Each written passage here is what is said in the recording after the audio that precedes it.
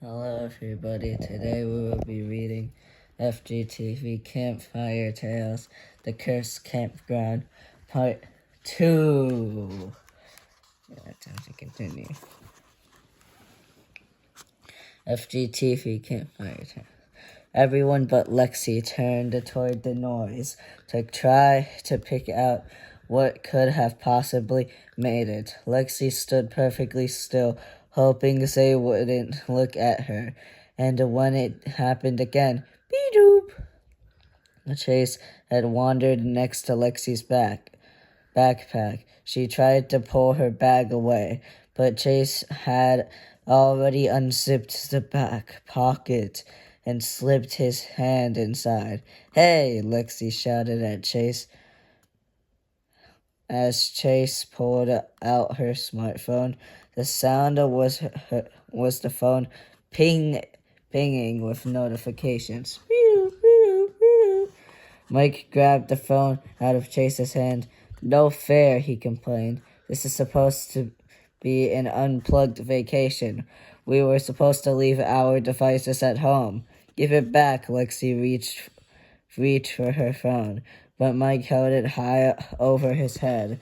No matter how high Lexi jumped, she couldn't reach it.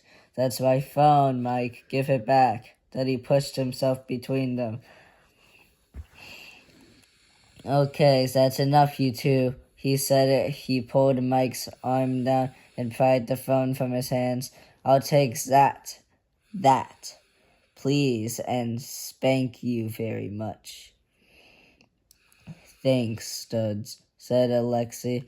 She reached her hand out to take her phone back, but Duddy rolled his arm as far as it could go. Then he threw the phone as high and as hard as he could. "Duds!" Lexi screamed. Oreo, Ollie, and Callie watched the phone as it soared over the trees. The glow of its screen faded, and Ollie and Callie faded into the night.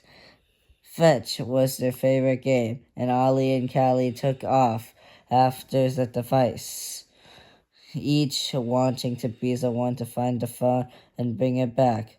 "Oh, it's mine," said Ollie. He pushed off the ground with his hind legs and disappointed into the thickets ahead. "No, it's mine." Callie followed closely behind. Oreo was still staring up at the sky, wondering where the phone went, when she realized her two dog friends had already gone after it. "Wait for me," she yelled out, running off too. "Oreo, come back. Oreo, come back. Ollie, Callie," Sean shouted into the dark sea of trees. He was about to chase after them, but a hand pulled him back. "They'll be fine, Sean," Mummy said. "They can track out our scents back to us. And I don't want you getting lost in the dark," she added. "Sorry, Lexington."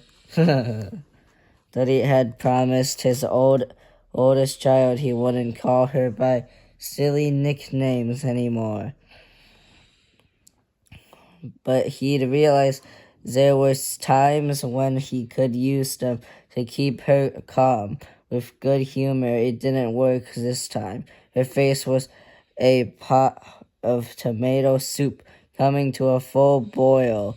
"But your brother's right. We said no phones, no games. We came here to Camp Mecha Fort to connect with nature and each other." Mike finished, though he didn't actually want to connect with anything but his bed right now.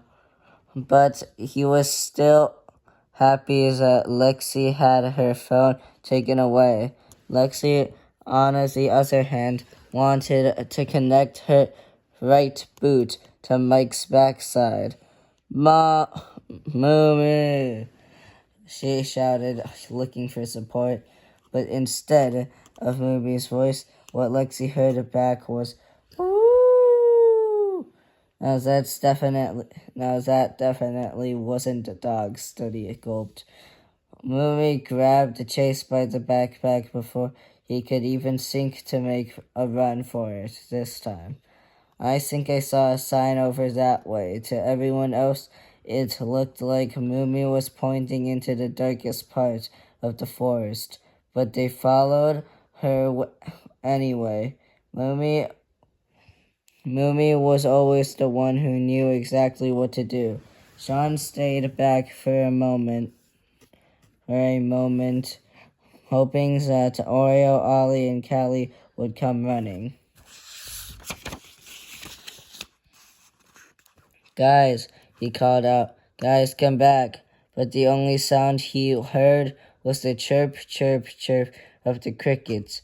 Keep up, Sean, Mike ordered, and seeing no other options for once, Sean did as he was told. As Sean turned to follow his family, he whispered, "Please keep them safe," hoping his quiet prayer would find its way through the dark woods.